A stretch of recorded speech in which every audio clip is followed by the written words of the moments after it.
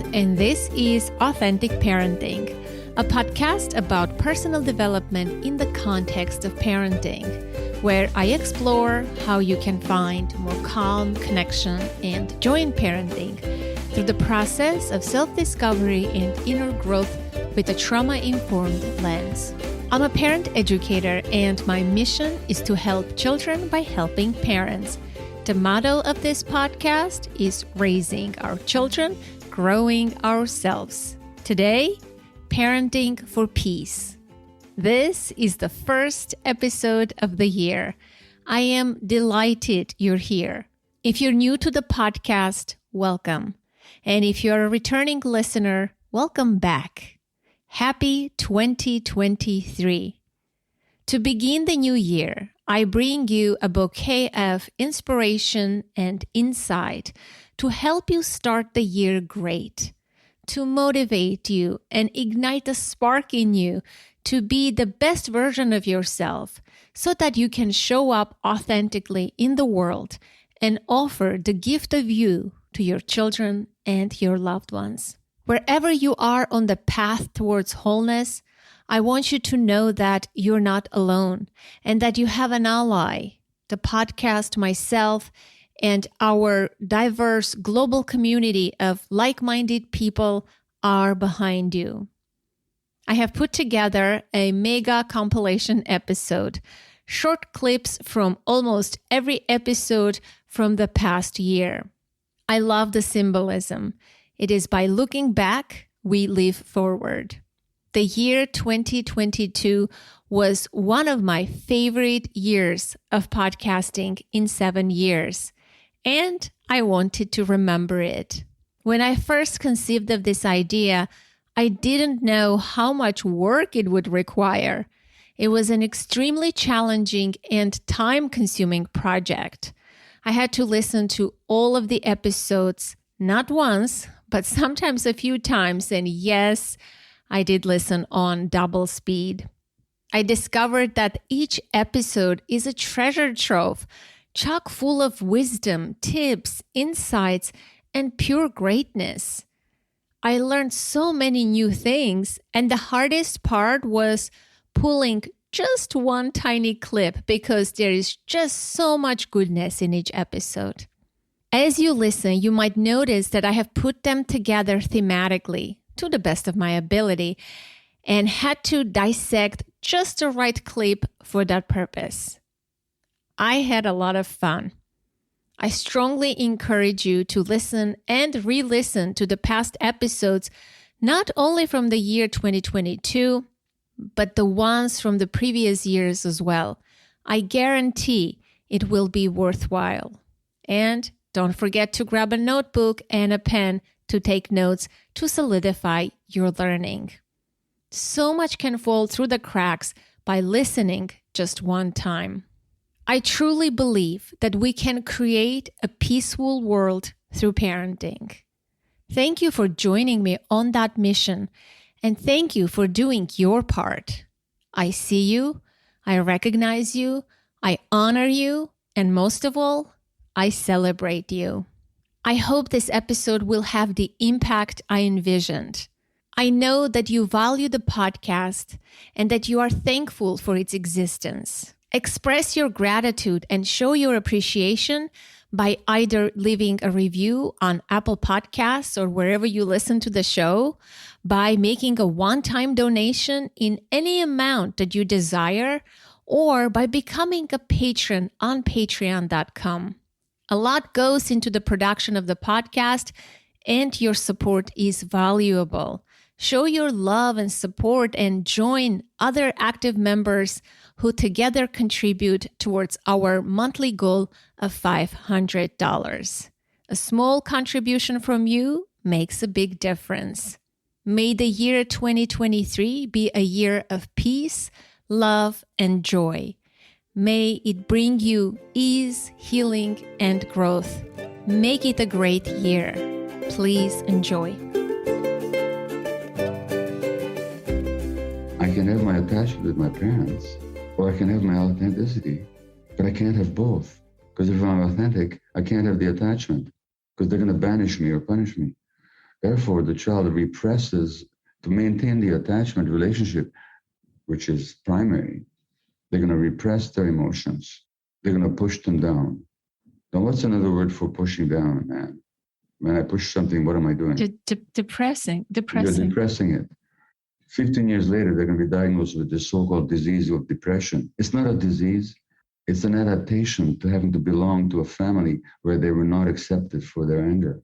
And the repression of authentic emotion, as I point out in other sections of the book, is a major template for autoimmune disease, for mental health conditions, and for malignancy. And that may sound strange to people who don't understand the science of mind-body unity, which includes most of my colleagues, my fellow physicians, but the science is totally clear that the mind and body can't be separated. And when you push down one thing, when you push down emotions, you're affecting the immune system as well. So the consequences of surrendering authenticity for the sake of attachment are deep, and they become a pattern that you pursue all your life. Trauma does affect us, right? I like to say it affects us, but it doesn't define us. What is attunement? It is really when you do vibrate at a certain level such that you are reaching another person in a way that it feels good, essentially, that it helps. Think of tuning an instrument, right? You're tuning it. It's vibrating in a way that's beautiful and right in sync with the musical notes. So attunement is really a process that involves something else, and that's called witnessing. When we witness our children's distress, that is a powerful piece of co-regulation. And again, my heart goes out to mommies and daddies because it is hard to witness our children suffering. But the purpose of co-regulation isn't to stop them from crying necessarily, or stop them from being sad, or to make it stop that they are jealous or worried, right? But to allow that process to flower as it does for human beings, such that the child can feel witnessed, can feel seen, as my friend and colleague Tina Payne Bryson says, to feel seen, to feel heard. When we do that, our children's emotional literacy starts to develop. And we also want to make sure that we give our children the idea that all emotions should have equal opportunity. In humans, we don't just experience positive emotions. That's not part of being human. Part of being human is that we can experience sadness and anger and jealousy, as well as joy and empathy and nurturing. All of those themes are important. And yet, again, with so much compassion, I can imagine myself being parented by my mom, or dad would have said, if I was experiencing the negative emotions, to try to change the subject or have me look on the bright side of things, because it was hard for them to witness a young person worrying about something they thought was insignificant, right? Like, I don't want you to go to work because I'll miss you. Or I don't want to say goodbye because I'm scared of this mean babysitter. I mean, yeah. So I think that's the piece of letting parents know that a quick fix might be because we're getting triggered. Our own memories that we can or can't remember as when we were children, sometimes we get kind of tense when our children are experiencing something, and it could be a subconscious trigger, something we don't have recollection of, but an area that can help us grow as parents, can help us get to know ourselves better. Nothing brings you into contact with yourself like being a parent. But when I found that I was going to be a parent, I was desperate to figure it out, desperate to find ways to not repeat the hurt that was done to me, whether it was, it wasn't done on purpose. It was ignorant and unconscious, but I didn't want to be that. I didn't want to be an ignorant or unconscious parent. I was in solitary confinement. At that time, I ended up serving 4.5 years. And my son wrote me this letter And he had, my dad would always sit him down. They would write letters at the same time, and my dad would mail them to me. But this letter was different. It was the first time that my son had addressed, what he discovered about my imprisonment. His mother had told him that I was actually in prison, but she also told him what I was in prison for. And when he wrote me this letter and laid out for me what she had shared with him, it was devastating, as a dad, to think about this little boy learning that his father was in prison for murder. And what it did is it really grounded me in understanding what my responsibility was as a father and as a man, and what I owed him, which was to show up in the world despite my circumstances as the best possible version of myself, so that my son would understand that, anybody can have a fall from grace. Anybody can have a moment that is less than stellar, a moment that is tragic in all its implications.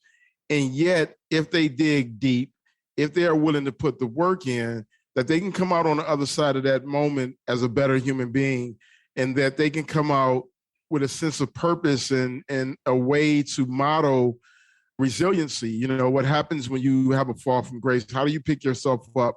How do you start anew, even when the world is telling you you're not worthy of that? But being able to do the hard work of finding self-worth enough to know that you can lead by example and contribute to somebody else's growth. The one I often like best is the idea of like a fun house mirror.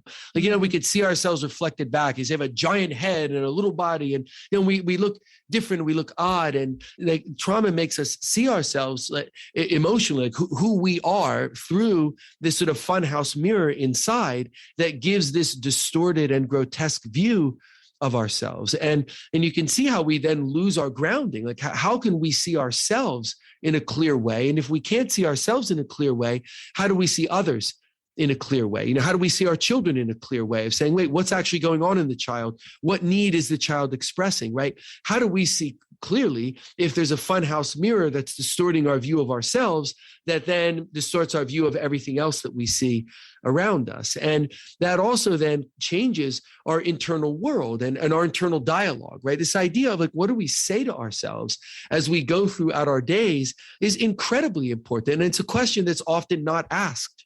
Right? What are you saying to yourself throughout the day? And trauma can create an internal narrative that's driven by what is called internalizing the persecutor, right? So the idea would be, it's like taking that funhouse mirror inside, right? So that now it's then inside of me, right? But the idea is it's like a persecutor inside of us that says you are not what you may have thought that you were, right? Like, say, a good person who's trying his or her best and certainly doesn't get it perfect all the time and makes some mistakes and can look at them and try and atone for them, but by and large is really trying to be the best person or parent, right, that he or she can be in the world, right? And they say, okay, like, that's me. I see myself that way. Boy, I want to kind of kick myself a little bit if I did something that I don't feel good about, but like, I can kind of gather myself together and go forward, right? It changes that to an internal dialogue and an internal narrative that starts telling us something very different. So like you said that, I yelled at my child, which like we can all do if we get frustrated, say, and then that feeds the narrative of, right, because you're a terrible person, right? That's exactly the person that you are. And why are you a parent anyway? And what gives you the right to think? I mean, these are things that I've heard over and over and over again from people as diverse as, human beings are on the planet. And I see in myself, if I'm in a less healthy place regarding my own trauma and say something I did as a parent yesterday, maybe I can look back on and say, okay, that wasn't really the best. Like, I want to learn from that and I want to handle that situation differently, right? If I'm doing well regarding my own trauma, I can see that. Like, I'm trying to be the best parent I can be. I'm thinking about this. I'm thinking about how I could have done it better. I want to do it better. I'm going to do it better today, right? If I'm not in so good a place about my trauma, then I'll think, right, like you did that because like you're so lousy parent, and you don't know how to take care of your child, and look where this is going to lead. And I start then saying things to myself that are persecutory, right, and that generate more shame and more guilt. And now, because I've been through a lot of therapy for it, and because of what I do for a living, I can sort of be self-aware and try and catch myself and say, look, that's not helpful, right? Well, it's not actually true. I don't actually believe it, right? But boy, doesn't the trauma in my life make me want to believe it, right, and want to embrace it, right? But that is not the truth, right? That I am imperfect. I'm doing the best I can. I'm trying to learn. I want to be as committed to that as best I can be for my children. And through that lens of imperfection, right, I have to accept myself as the person that I am, trying to be the best parent. And then I will then be the best parent I can be to my child. So there's such a difference between that trauma, guilt, shame narrative inside of us and who we really are, right? Because most people who are parents are trying to be good parents, are doing the best they can, but the world is difficult and we're not going to do it perfectly. And if we look at the things that we could attach shame to, what parent doesn't have that, right? So we have to be able to see that through a clear lens, not through a funhouse mirror that might tell us things like we'll never be a good parent and our children are going to suffer, and they're going to suffer maybe through the things that we suffered through because we can't help them, and all sorts of things that are false and that predispose to the self-fulfilling prophecies of exactly what we're trying to avoid. You say in posts and in your content, all anxiety is separation anxiety. And I want to start with that. So can you open that up a little bit? Sure. It's basically, that was by Gordon Neufeld. I did a fair amount of work at the Neufeld Institute for Developmental Psychology. And Gordon Neufeld wrote this book with Gabor Mate called Hold On to Your Kids. Right. So I did a fair amount of work with Gordon, Dr. Neufeld over there. And he coined that saying. He said, all anxiety is separation anxiety. And then I added on to that. And it's mostly separation from yourself. Because what I believe happens is when we're children and we get a trauma that's too much for our conscious minds to bear, Freud would call it repression. We push it down into the unconscious, right? And as the body is a representation of the unconscious mind, it will get offloaded into the body. So for me in my work, what I do is I try and track down that sensation in the body. A lot of people will feel it in their throat or their chest or their belly or their back. And I focus on that sensation because I believe that that sensation is a manifestation of their younger self. So what happens when we're younger is there's trauma that goes down in our home. And children can't blame the parent because the parents are in charge of their survival. So children universally start blaming themselves. There's a great saying that says when you abuse, neglect, or abandon a child, the child doesn't stop loving the parent, they stop loving themselves. And that's where the split starts. That's where the separation starts. That's where all anxiety is separation anxiety. So that's where the inner critic gets a little bit of a hold. And I had this little acronym that I use called JABS, which is judgment, abandonment, blame, and shame.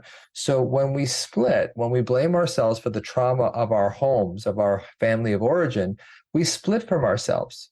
There's a part of us that blames us, and there's a part of us that gets blamed. And this is Eckhart Tolle's stuff. It's like talks about there's the part that blames and the part that gets blamed within us. So there's this split, and that split causes a tremendous amount of alarm energy in our system.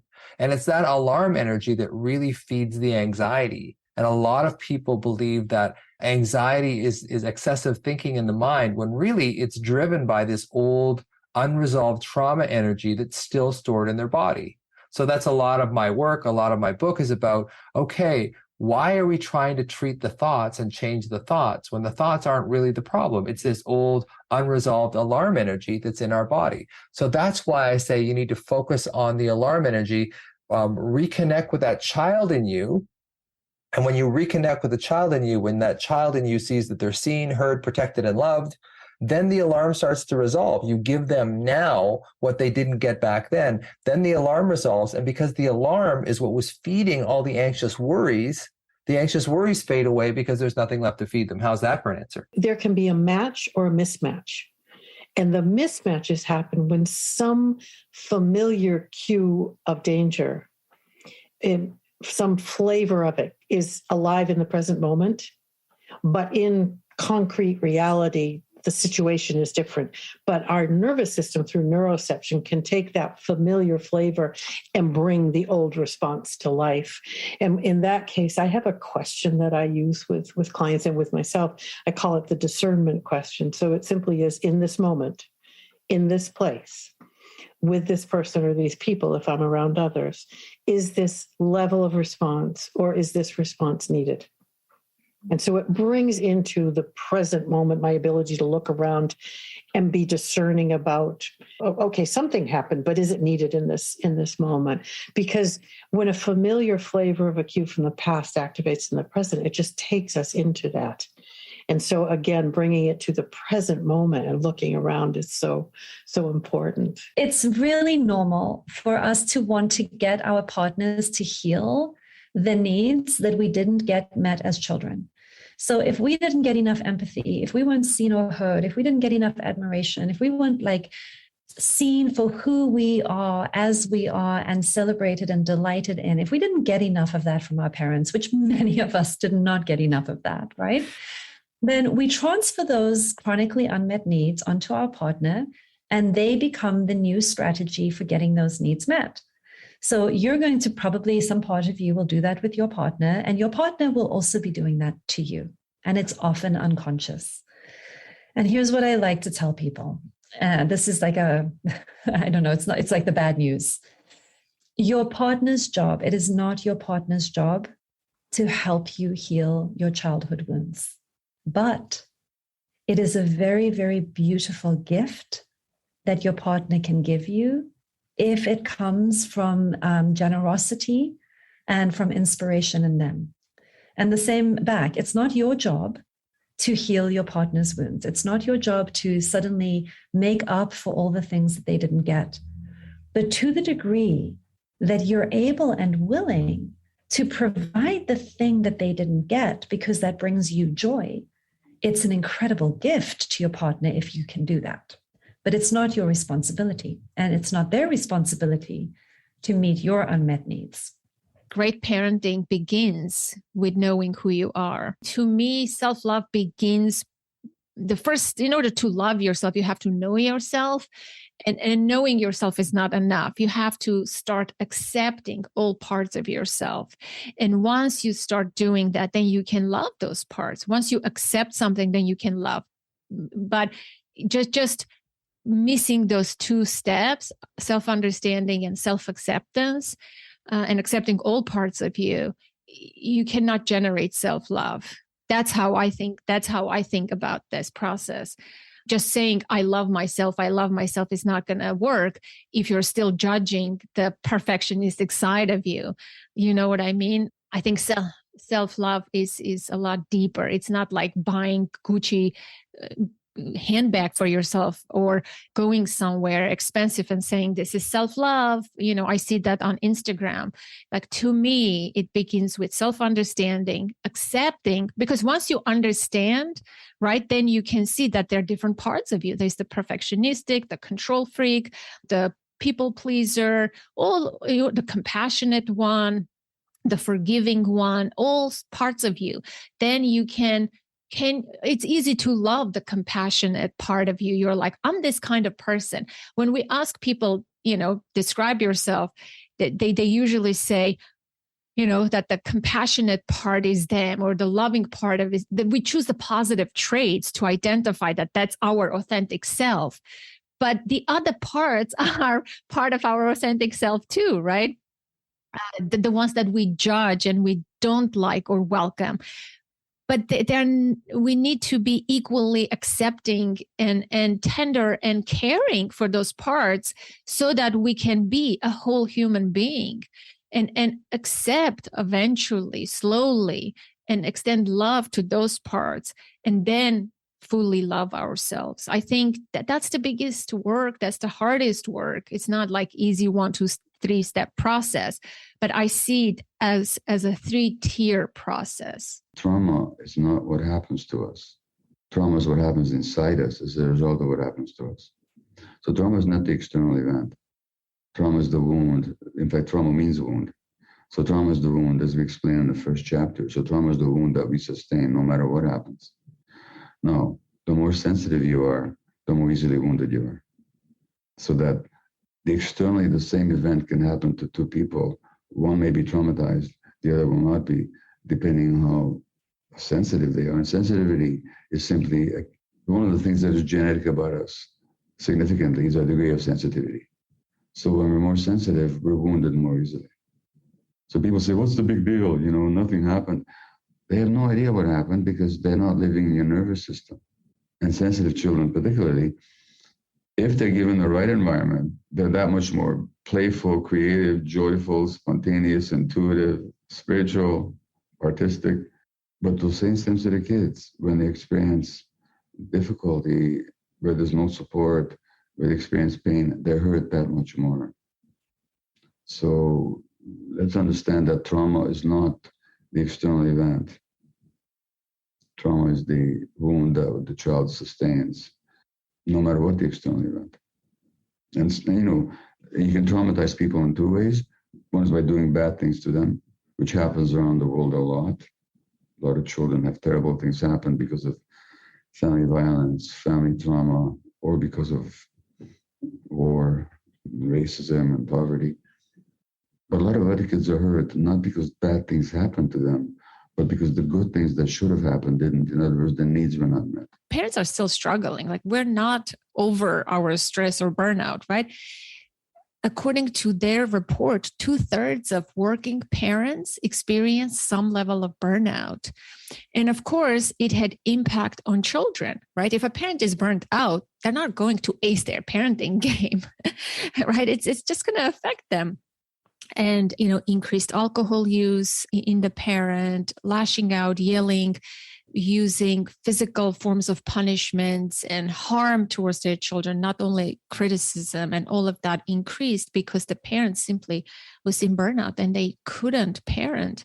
I think the first thing would be to destigmatize if a mom is depressed or if a mom has anxiety, has mental health issues. I think that's the first step, so that the parent will not feel bad and seek help, right? That you're not a bad parent. You're just struggling with this. And of course, you're not going to be 100% there for your kids. And there's no shame in that. I think a lot of people suffer in silence because of that. A lot of moms, especially who are depressed, right? They're not going to seek help on their own. And it's just this vicious cycle that they get stuck in. What could you say about that in terms of getting help for them? And or if someone is listening, that's the type of parent, they resonate with this. Yeah, that's such an excellent point. I think concerns around stigma and worries that come up if a parent were to disclose some sort of struggle in worrying that people would feel that they are unfit to parent can really keep people from seeking the help that they need. And you're absolutely right with, I think, just normalizing and validating the struggle that all parents are going through right now. I am sadly not surprised by the statistic that you shared, because I think those rates of parental burnout are incredibly high right now. We have similar statistics about parental anxiety and depression. When we compare rates of parental anxiety and depression during the pandemic compared to pre-pandemic levels, the research is suggesting that they are 2 to 3 times higher during the pandemic compared to the pre-pandemic levels. So I want to start first by really validating and normalizing that experience. And I would hope that parents hear that you're really not alone in those struggles. You are not the only one going through this. I think a second piece to think about is, for so long, we really tended to dichotomize physical health as if it were separate from mental health. And so in that way, people might have no concerns about going to the doctor to treat a sore throat or a sprained ankle, or they have a fever or a cough. There's not necessarily any stigma around that, but yet we think about mental health as being so different. And so we wouldn't seek care for mental health. And what I would really love to see, and I think a lot of people are working on this, is really to try to erase that dichotomy. They're not separate. Physical health affects mental health affects physical health. So why not approach care in the same way? If you are struggling with anxiety or depression, if we would treat that as we treat physical health conditions, there would be no concern around seeking that care. And obviously that's not going to occur overnight, but moving towards that idea that physical and mental health are not so separate, and the same care that you deserve for your physical health, you deserve for your mental health. My mom did the best she could with 3 children. I wouldn't be mad at my mom if she had cancer, God forbid. My mom has a disease. And I don't know why I feel this way or if I always felt this way. First of all, she's my mother. Second of all, she's my mother. And finally, she's my mom. And regardless of what our parents do to us, we want their love and we want to love them. It was a high wire act growing up with my mother. It was a high wire act. And not just because of her, because of the situations we were in. I relied on this individual to take care of us in an openly hostile war zone.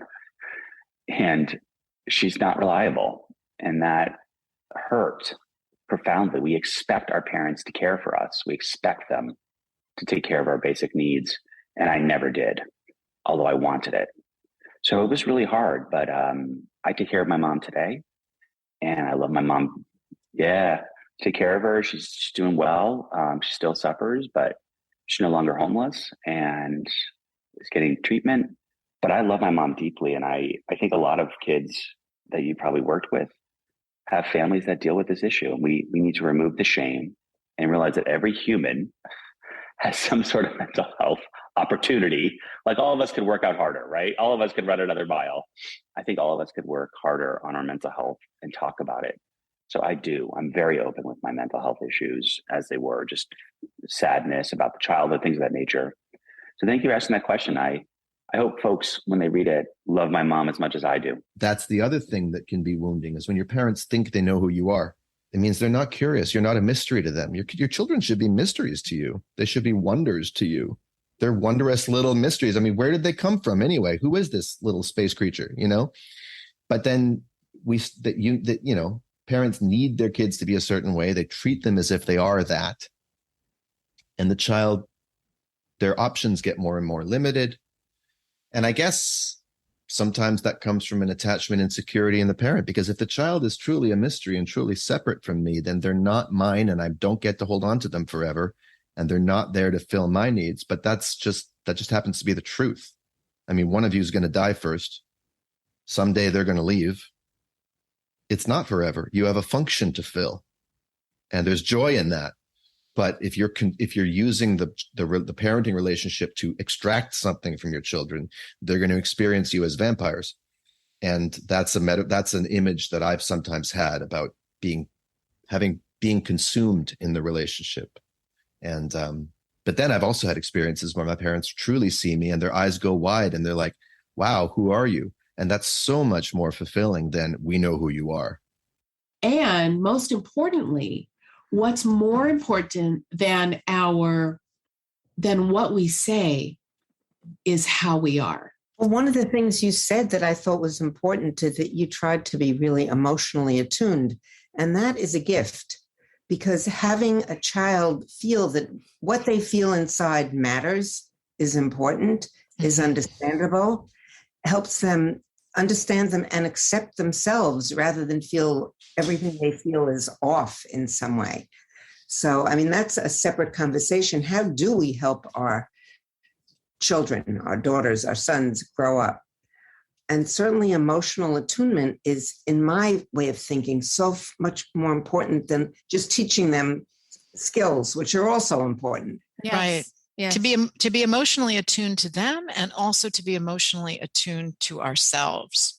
I do a lot of work with motherless mothers. I have a retreat coming up in the beginning of May, a 3-day online retreat just for motherless mothers. And we'll be talking there, as I do in my one-on-one work, about how are you acting in a way because this is what your child needs? Or are you taking this action because it's something you need or wish that you had gotten and you're doing this to heal yourself? And I asked my question that frequently throughout my mothering adventure. And I'm still mothering, adult children now. But I ask, am I doing this because it's in their best interest? Or am I doing it because it's in my best interest? And it's not always binary. Sometimes I'm doing it for both, and that's fine. But I try to keep myself in check. When am I trying to get my needs met to get something I lost, or to give them or force something on them or encourage them to do something because I wish my mom had been there to do that for me, when maybe it's something that they're not interested or don't want or isn't even beneficial to them. In order to support children who are struggling with socio-emotional or behavioral issues, as a caregiver, you really have to focus on your own emotion regulation first, to really be able to respond in a way that helps a child calm down or develop emotion regulation skills. Absolutely. Our minds and our bodies are tied. And when our minds tell us that we're bad or we're not worth anything, how are we going to take good care of our bodies, right? Are we going to eat well? Are we going to exercise enough? Are we going to get enough sleep? Then we don't take care of our bodies. And then that's bad for our bodies and our minds. And you can see how this can go in a very negative cycle. And how can we take the best care of our children if we're not taking good care of ourselves? So this idea that, look, we have to ground ourselves to the basics of good self-care, which again is also not that complicated. I mean, there are a lot of aspects of self-care that can be complicated and very rewarding, right? But they're also just the basics of, what am I saying to myself in my head? Am I feeding myself, enough and in a healthy way, feeding and watering ourselves and getting enough rest? Like, are we just doing the basics of taking care of ourselves? And it's amazing how often just that seemingly low-hanging fruit is not being addressed at all, which is why, again, the bar is pretty low for the things that we can do to really help ourselves. And it includes me too. I mean, I think we're all in the same boat of, hey, the good news is there's a lot we can do to make our lives better. And we can do that today. Like, I can eat healthier, get a little bit more sleep, and think about what's going on in myself today. I can do that today, and it can make a difference. The best thing for another human is a nervous system. And the worst thing for another human is another nervous system. Don't try to be upbeat and okay for your kid if you're really feeling rotten inside. Oh. Because I know I've done that a lot when I was feeling so depleted, rather than calling my co-parent and saying, I need a break. I might try to fake it. And I just want to give us permission to understand that if you don't feel well enough, our children kind of can, I think, tell when we are saying one thing but feeling another. So don't try to be too stoic, is one thing for co-regulation. Allow yourself to be yourself. If you don't have it to give, that's okay. Try to be gentle on yourself, because your child will benefit when you do that. So take care of yourself and don't try to overdo it and fake it. Although sometimes we do have to put on a good face, but if you're doing that all the time, then that's not living in your body. And I want to encourage us to live in our bodies, to be aware of them, and to start to do things that I talk about in the self-care chapter that would include becoming aware of our sensations, maybe breathing or meditating or praying or whatever you do that helps you kind of slow down your body. And then as far as the do, I would say, don't worry about making your child dependent on you if you co-regulate with them. You might. So the reason I'm saying this is that I had a conversation last week with a preschool who had a foster parent there with the child, doing an amazing job of co-regulation because the child was at a new school and they needed it.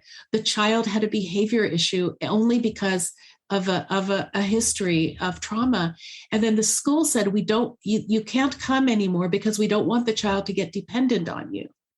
So don't let our culture's skewed idea of independence mess with your own instincts as a parent. Yeah, honor your instincts and love your children, hold them close, have cozy times together, and your relationship with them is for a lifetime.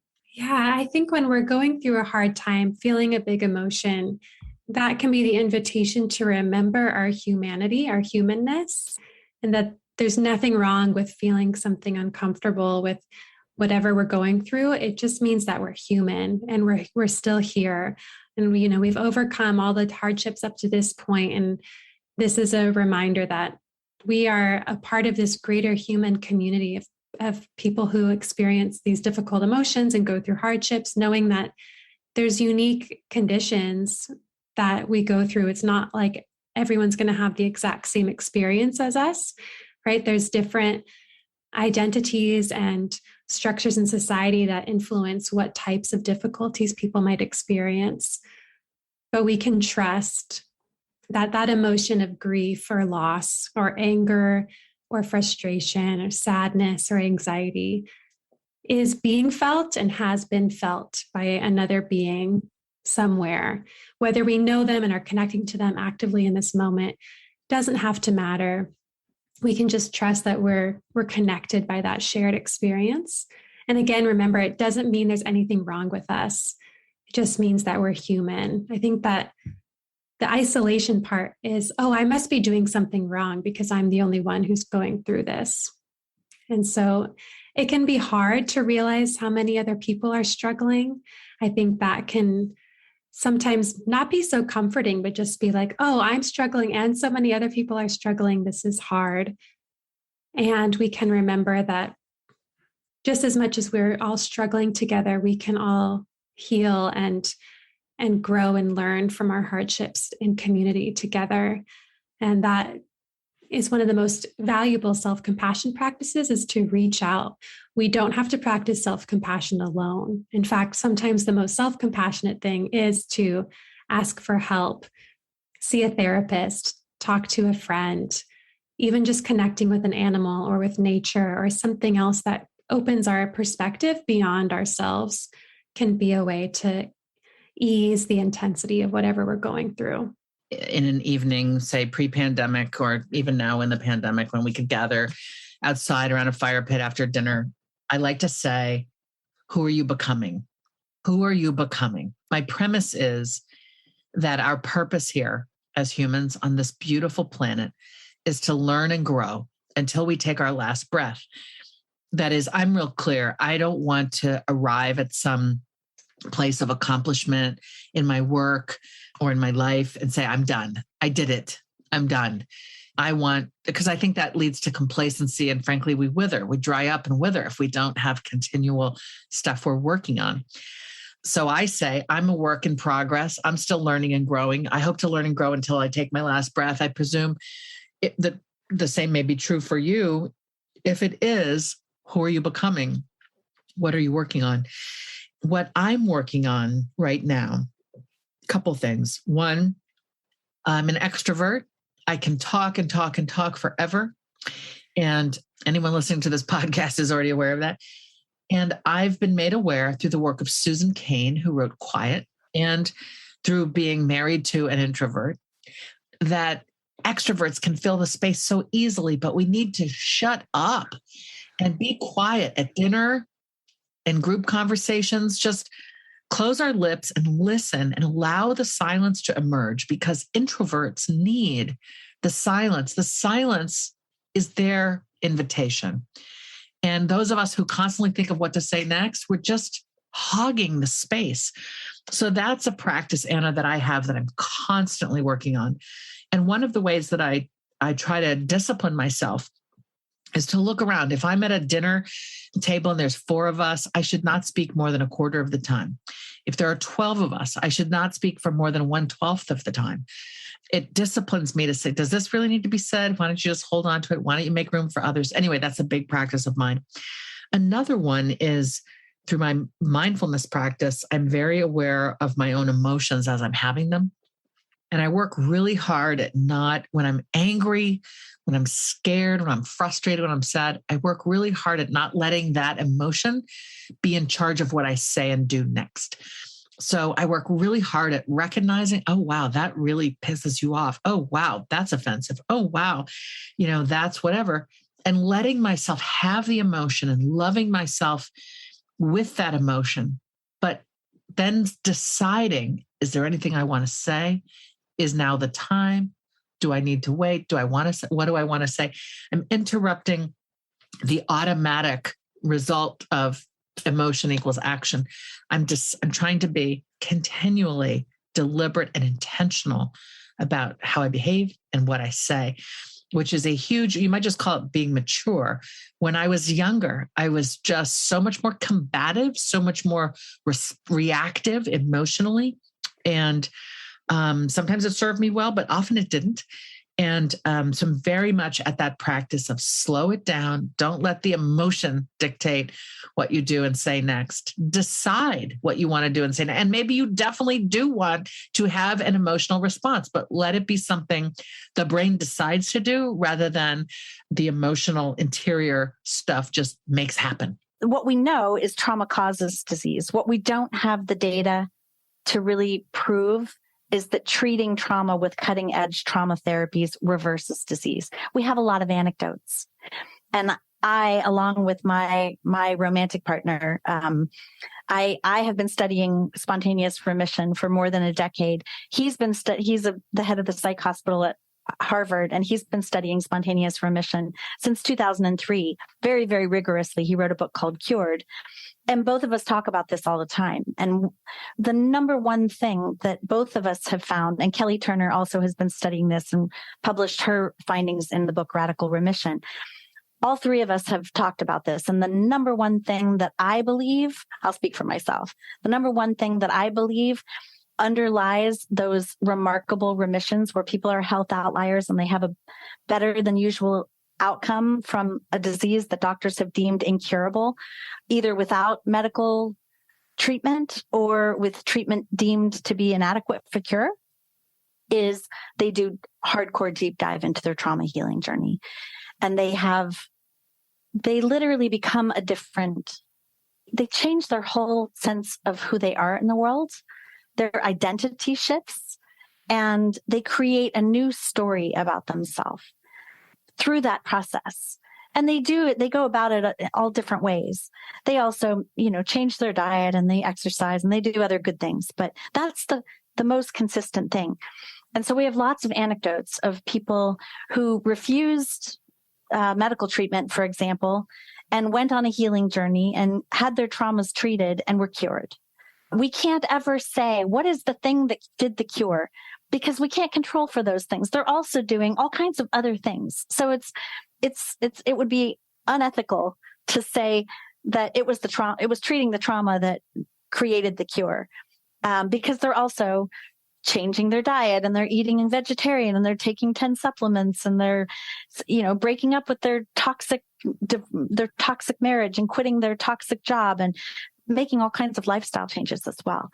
But, what we can say with pretty good evidence is that untreated trauma, if somebody has a chronic or incurable or terminal disease, untreated trauma causes the nervous system to be chronically dysregulated, putting it into a state of fight, flight, freeze, or fawn.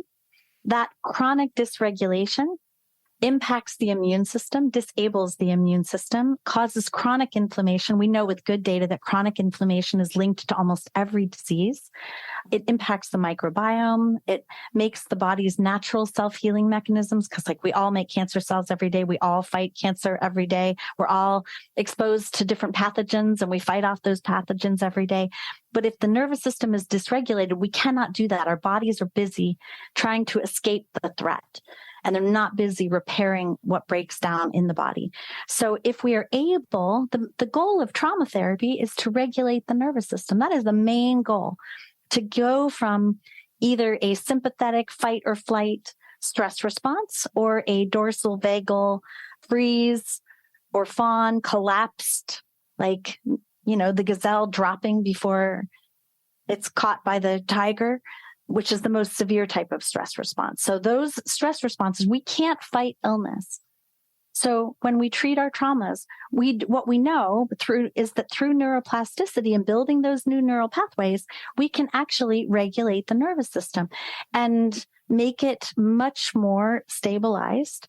And when we do that, the body's natural self-repair mechanisms can do what they do. So it's so important to know that as a parent, you don't have to protect your kids from everything. As long as you're doing enough work on yourself, the best thing a parent can do for a child's mental health is work on themselves. So, okay. So I know. Yeah, no, it doesn't, we need to pause on that one. I think that's the biggest predictor of children's well-being is the parental mental health, the parental well-being. I think the rest will be fine. Parenting would be easy. I think the hardest part about parenting is not parenting. You can learn parenting tips and techniques, but if you are not a whole, connected to yourself individual, right, emotionally somewhat healthy, then it's going to be problematic. No matter how many great techniques, parenting tools I give you, it's not just going to work. And it's also not because you're a bad parent. I have clients and they feel awful. I'm screaming at my children and I'm totally losing it. And I gave them the iPad and I let them have 10 hours of screen time. What's wrong with me? It's like, well, you may have been fine, but children are incredibly triggering. And so it might have been that you're totally cool. And now that you have this child who's this age, you're triggered. But again, it's not because you're a terrible person. It's because your nervous system is doing things. And we can work that out. If you're just a terrible person, there's nothing we can do really about that. But if you're a person who wants to do better, who's making choices that aren't great, we can work with that because you have a brain and your brain is plastic and it changes and it can learn things and grow. So such good news. I really like to destigmatize and de-shame parents. It's like, yeah, you have a nervous system and kids are triggering. So yeah. Yes, parenting is hard. We have a lot of responsibilities, but we can't give up. We have to try to find creative ways to allow ourselves to care for ourselves. Not only, I think I'm going to add something to this, not only for the sake of being a happy person or a happy parent, but also besides being a mom to someone, to your child, I want my child to know me as an individual, as who I am with all of my interests, hobbies, job, because I'm not just a one-dimensional character. A mom in yoga pants or in sweatshirts, in a ponytail, unshowered, ungroomed most of the time, angry, right? I don't want my child to perceive and know me only this one-dimensional woman. I am a multi-dimensional individual with a rich inner life. And while it's not possible to bring that full multifaceted aspect of you into being a parent, and it changes. Like my daughter is a teenager now.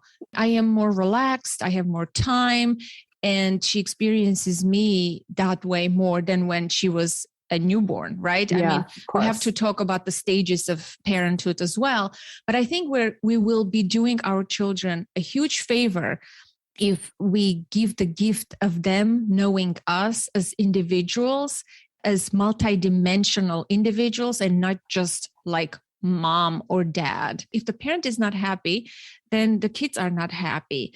That's right. That is, you hit the nail on the head. And that's one of the important messages of my book. Like people always think like they're burnout, they're tired, they're overwhelmed, but oh, my kids are happy. Well, no, what I have found is that kids react to the way you're feeling. They sense what you're feeling and it can affect them. It affects how they do in school. It affects how they handle things emotionally. It affects how they communicate. And I think parents don't realize that. So I want parents to focus on their happiness too. I want them to realize that a happy parent is more likely to have happy children. We are all going to make choices in parenting that are not going to be ideal for our kids. Every single one of us. And all we can do is show up for ourselves with so much kindness and forgiveness, because that is the reality of parenting. We can't change that any more than we can change gravity. It's not going to happen. And hopefully we balance it out with the love and connection and attention and the moments when we get it right. But we are all going to make choices. I have made choices. You have made choices, every single one of us, that were not in our kids' best interest. And we did the best we could. And I think this especially happened during COVID, when we were all struggling with, do I send my kid to school? Do I keep them home? Do I let them do this activity? Do I not? Do I make them wear a mask? Do I blah, blah, blah, blah, blah? And what I say to parents is, look, in that moment, your only options were bad and worse. And at the moment when you chose, you had no idea which one was bad and which one was worse. And all we can do is forgive ourselves for that. All we can do is talk to ourselves the way our best friend, our closest aunt, the person who loves us most in the world would talk to us. And to that mom, I would say, yeah, mama, it's so hard. It's so painful. Hang in there. You're doing a great job. But this parenting stuff, Anna, it is not for the faint of heart. I think the other point that I've been increasingly aware of, and one that I've been talking about with my colleagues more and more, is our need from a policy perspective, from a systemic perspective, to think about the ways that we support parents, caregivers, to be the kind of parent that they want to be. Again, a lot of our prevention and intervention programs focus on improving parenting. I study those types of programs. I believe in them passionately, and I think they are incredible.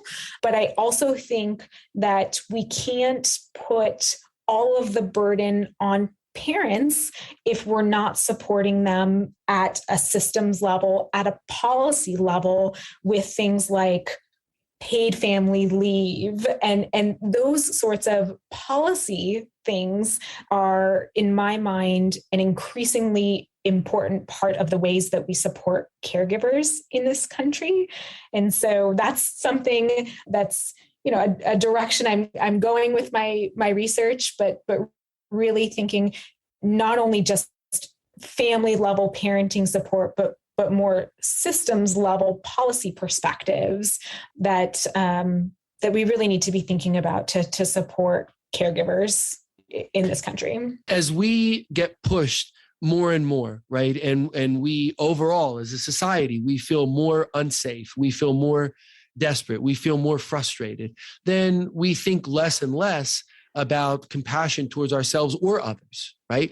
If you put 100-pound weight on my foot, I'm not going to be concerned with saying please and thank you, right? So the more that we get in as a society to these places of desperation in our minds, the less considerate or caring we are of others. And we see that in the world around us, where our sort of our public demeanor, right, has changed in so many ways. And we accept from even public officials, right? People who not that long ago, we would have expected a certain manner of decorum in communicating with others. Now we accept a much lower standard, right? And I think that's changed in our world sociologically. And I think it's a reflection that as we feel more and more desperate and isolated and fearful, then we worry less and less about others. And as we're worrying less and less about others, we're also being quite reckless with ourselves too. And that's how societies can degenerate. And I'm not an expert on the sociology and the political science of all of it, but I have enough, tangential knowledge of it and attempts to integrate it with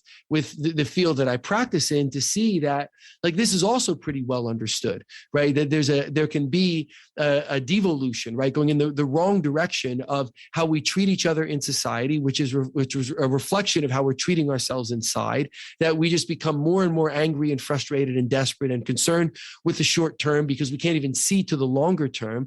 And then it makes it very, very hard for us to get along, whether it's just getting along in the line at the grocery store or getting along in shepherding our nation and our planet forward so that we don't, inadvertently lead to circumstances that aren't consistent with survival, right? And I don't think that that's an unreasonable thing to say when we see the social unrest, the political unrest, the climate change, to say, hey, we have to get more back on the same page of, in a sense, we're all on the same boat, right? Meaning we're all in the same city, state, country, planet. And unless we can see beyond ourselves and beyond what may be afflicting us, we really run the danger of making our existence untenable. I believe we can actually heal this world through individual, deliberate acts of kindness toward other humans.